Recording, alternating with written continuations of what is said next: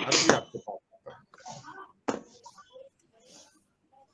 आजकल मोदी जी तो टेक्नोलॉजी के आदमी है सर।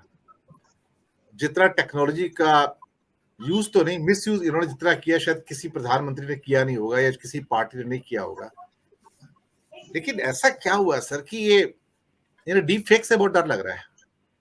सुबह से लेकर शाम तक बातें हो रही हैं, G20 में बातें हो रही हैं, अश्विनी वैष्णव भी बात कर रहे हैं। क्या उनको कुछ ऐसा लग रहा है कि ये जो जिन अब बोतल में से बाहर आया है, ये जिन उनके खिलाफ जा सकता है और उनकी बनी बनाई जो सारी प्रेस्टिजियस सालों की उसको मटिया मेट कर सकता है, मिट्टी में मिला सकता है? ये इतना खौफ क्यों है? बल्कि यहां तक कहना पड़ गया प्रधानमंत्री को कि ये तो लोकतंत्र के लिए खतरा पैदा हो गया है। तो भाई ये जिन पैदा किसने किया? आपने पैदा किया ना। आपने टेक्नोलॉजी को इतना ऊपर लेके आए हो ना। बाहर से आती है, आप फटाफट लेके आते हो, इस्तेमाल करते हो। तो कभी कभी ऐसा हो जाता है कि इस टेक्नोलॉजी ने भी दरअसल राजधर्म को नष्ट कर दिया। मैं आपको बताऊं, रश्मिका मंदाना का केस हो या फिर काजोल का केस हो, और अब तो लाइन लग गई है सर। ये लाइन लग गई है सर। इसका उदय तो अच्छे काम के लिए हुआ था। मेरे ख्याल से फास्ट एंड फ्यूरियस में पहली बार इसका यूज हुआ था दुनिया के अंदर, आज से कुछ साल पहले, जो मैंने एक प्रोग्राम में मेंशन किया था। वहां पर क्या था, शायद पीटर पॉल था जो एक्टर का, उनको कुछ घटना हुई थी, क्या दुर्घटना हुई थी, उनके मारे गए थे, क्या हुआ था, तो उनका एक डुप्लीकेट पैदा कर रहा था, हम शक्ल पैदा कर रहा था। तो आर्टिफिशियल इंटेलिजेंस के द्वारा सर, डीप फेक के द्वारा ये आर्टिफिशियल वो क्या कहते हैं, पीटर पॉल पैदा किया गया था सर। हू बहू जिसे कहते हैं, और हू बहू आवाज। लेकिन हमें क्या पता था कि इस चीज का जो एक फायदा हो सकता है, नुकसान भी हो सकता है। यहां से तो सर अधर्म ही अधर्म निकलेगा। इसलिए मोदी जी डरे हुए हैं कि कहीं ऐसा ना हो कि ये डीप फेक जो है, जो आर्टिफिशियल इंटेलिजेंस है, ये मेरी बनी बनाई सारी खिचड़ी जो है वो कसैली ना कर दे सर। और बाकी जो जोड़ना चाहे साथ में अरुण शर्मा जी। आज प्रोग्राम काफी लंबा जी हो गया। अगला राउंड जी थोड़ा सा करेंगे, एक एक मिनट का लेंगे बस जी। सर, ये जो आपने सब्जेक्ट चुना बहुत अच्छा सब्जेक्ट है और बहुत विस्तृत चर्चा इस पर हो रही है। असल में बात क्या है कि धर्म और राजनीति ये दो विषय हैं जिनका घालमाल है। और अगर पुरातन से देखा जाए तो हमारे जो राजा हुआ करते थे, जो हमारे ईश्वर हुआ करते थे, वही राजा होते थे और वही राजनीति भी करते थे और वही सामाजिक संस्थाओं को चलाया करते थे। अब आप दो राजा देखें, हम रामचंद्र भगवान को भी राजा कहते हैं और भगवान कृष्ण को भी राजा कहते हैं, दोनों ही राजा थे। और दोनों राजाओं की रीति नीति बिल्कुल विभिन्न थी, एक दूसरे से मेल नहीं खाती थी। अब मैं असली मुद्दे पर आ जाता हूं। धर्म का जहां तक संबंध है तो धार्मिक राजनीतिक सिद्धांत क्या होने चाहिए, इसकी विवेचना धर्म ने बहुत अच्छे ढंग से की है। धार्मिक मुद्दे कौन कौन से होते हैं वो एक अलग विषय है। धर्म और राज्य, इसकी विवेचना बहुत अलग ढंग से है। और धर्म और राजनीतिक आचरण या व्यवहार ये बिल्कुल अलग चीज है। मैं दोनों को अलग करते हुए आपसे बात करने की कोशिश करूंगा। जैसे हमारे देश में ऋतुएं 6 हैं, एक ऋतु नहीं है। और उन ऋतुओं में अगर आप देखें तो वसंत भी है, बरसात भी है, ग्रीष्म भी है, शिशिर भी है, शीत भी है, शरद भी है और हेमंत ऋतु भी है वसंत के साथ।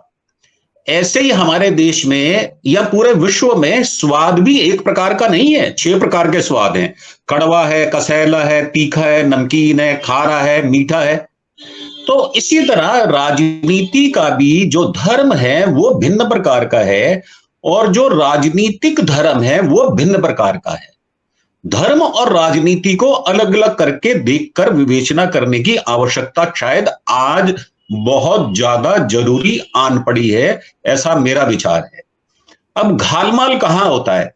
जब हम धर्म की आड़ को लेकर राजनीतिक अपने हथकंडे अपनाते हैं या उस सत्ता को बनाए रखने के लिए धर्म की आड़ लेकर जब हम बात करते हैं तो हमें धर्म की जरूरत पड़ती है राजनीति में। और आज यही हो रहा है। सत्ता की पिपासा या सत्ता लालसा एक ही बात है। अब सत्ता की पिपासा या सत्ता की लालसा इतनी अधिक होने के बावजूद जब हम पथ से भ्रष्ट होते हैं, जब हम पथ भ्रष्ट हो जाते हैं, तो पथ भ्रष्ट कैसे होंगे? जब हम संज्ञा विहीन बातें करेंगे। अब संज्ञा विहीन बातें कौन सी होती हैं? अब यहां महिला भी बैठी हैं, आपको भी पता है कि जो संज्ञा वाले अर्थ वाले जो शब्द हैं वो कौन से हैं। अब वो ये तो हो नहीं सकते मोदी जी बाहर तो बाहर, वो तो पार्लियामेंट के अंदर भी बोल देते हैं और बहुत कुछ बोलते हैं। ऐसा नहीं है कि उन्होंने पार्लियामेंट को छोड़ दिया है, पार्लियामेंट को नहीं छोड़ा, और उन्होंने किसी मौके को, किसी नजाकत को, किसी नियम को, किसी आचरण को उन्होंने माना ही नहीं है। उनका सारा आचरण सिर्फ सत्ता के इर्द गिर्द घूमता रहा है और उसी को काबिज रहने के लिए वो इस प्रकार के बयान वगैरह देते हैं। अब आपने अभी बात कही, एक अभी आपने भाषा का संस्कार की बात कही, अभी ये बात कही गई शाह साहब द्वारा कि कांग्रेस तो राहु केतु है। सर, राहु केतु कौन होते हैं? ये तो सभी को पता है। जब आप किसी को राहु केतु कह देते हैं और आपको कोई एक शब्द कह देता है तो इतना तीखा क्यों लगता है सर? वो भी मीठा लगना चाहिए। ऐसा नहीं होता कि मीठा मीठा गप गप और कड़वा कड़वा थू थू, ऐसा नहीं होता। हम कड़वा भी खाते हैं, हम कसैला भी खाते हैं, हमें सारे स्वाद चखने चाहिए। विशेषतः तब जब हम राजनीतिक क्षेत्र में हो और हम किसी पद पर विशोभित हो। जब हम पद पर हैं तो हमारी टॉलरेंस, हमारी सहनशीलता इतनी अच्छी होनी चाहिए कि अगर हमें कोई सलाह दी जाए या हमें कटाक्ष किया जाए तो हम उसको पचा पाएं। परंतु जब मोदी जी की बात करें तो शायद वो उनको दो ही चीजें आती हैं, या तो दुश्मनी आती है करनी, जो कि वो बड़े श्रेष्ठ ढंग से करते हैं, या फिर वो दोस्ती बहुत अच्छे ढंग से करते हैं। दोस्ती करते हैं तो अडानी जी को चुन लेते हैं, अंबानी जी को चुन लेते हैं, और जब दुश्मनी करते हैं तो राहुल बाबा को चुन लेते हैं। अब राहुल जी ने अपनी सहनशीलता को धर्म की सहायता लेकर इस प्रकाष्ठा पर पहुंच चुके कि आप उन्हें कुछ भी कहिए, राहु केतु कहिए, या अभी एक मैं शब्द और देख रहा था जो कहा गया कि जो बटन दबाओ वो ऐसा दबाओ कांग्रेस, आपको ऐसा लगे कि आप कांग्रेस को फांसी दे रहे हैं। अब ये जो शब्द हैं, अगर इनकी पूरी बैठकर कोई जो इंटेलेक्चुअल्स हैं अगर उनकी पूरी तौर पर व्याख्या करें तो मुझे लगता है ये सार गर्भित शब्द नहीं है, ये संज्ञा विहीन शब्द हैं। और इनकी चर्चा जब हम करेंगे तो इन शब्दों को हम बाहर कर देंगे। जब हम चर्चा करेंगे तो बड़ी सार्थक चर्चा होगी। उसमें राजा या प्रधानमंत्री को या मोदी जी को कैसा होना चाहिए, वो राष्ट्र हित की बात करें। राष्ट्र का धर्म क्या होता है कि आप अपनी जनता को वो सुविधाएं दे सकें जिनसे वो वंचित हो।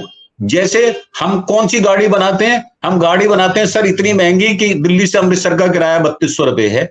हम जनता जो गाड़ी होनी चाहिए, जहां पर हम ये जो अभी छठ पूजा आई उसमें बकरियों की तरह हम ठूस कर लोगों को भेज रहे हैं, क्या हमें आंखों से दिखाई नहीं देता? ये भी तो एक राष्ट्र धर्म है कि जो मास पीपल है, वो जब 80 करोड़ लोगों को हम राशन दे रहे हैं तो वो कौन सी गाड़ियों में जाएंगे, कौन सी बसों में जाएंगे, कैसी सुविधा से जाएंगे, कितनी असुविधा से रहेंगे, 24 घंटे 36 घंटे बगैर खाए पिए क्या वो एक सीट पर बैठे रह सकते हैं? क्या उनको लघु शंका या कोई और किसी चीज की पानी की आवश्यकता नहीं पड़ेगी? तो हमारा विचार जो है, जो मेरा विचार है, वो राष्ट्र के धर्म को निभाने वाला है, ना कि धर्म में या राजनीति में धर्म का घालमाल। ये जो धर्म का घालमाल किया गया, यही शब्दों का अपभ्रंश शुरू हुआ, जो कि बहुत, ये बात बिल्कुल विवेक जी ने बिल्कुल ठीक की है कि इसको ठीक करने में हो सकता है 20-25 वर्ष लग जाएं। परंतु अगर आप जैसे इंटेलेक्चुअल लोग या सुनील जी जैसे या विवेक जी जैसे या हमारी जो छोटी बहन है सुजाता जैसी अगर हमारी बेटियां होंगी तो मैं समझता हूं इसको हम 25 वर्षों में नहीं, हो सकता है 10 वर्षों में, 5 वर्षों में, 2 वर्षों में हम ठीक कर पाए। परंतु ये आचरण हमारा जब तक व्यवहार में आएगा नहीं, हम इन बातों को नहीं कर पाएंगे। मेरा तो ये कहना है कि मैं आपको ये कहना चाहता हूं कि जैसे ही सत्ता का पलट हो जाए तो हमें ओवरनाइट अपने व्यवहार में भी तब्दीली कर लेनी चाहिए, अपने आचरण में भी सुधार कर लेना चाहिए। मोदी जी को देखते हुए मैंने तो यही सीख ली है। बाकी बहुत अच्छे लोग बैठे हैं, बहुत अच्छी विवेचना कर रहे हैं और उन्होंने अपने प्रकार की विवेचना की, क्योंकि मैं धार्मिक व्यक्ति हूं तो मैंने थोड़ा उसका आश्रय लिया है। जी सर, ऑलमोस्ट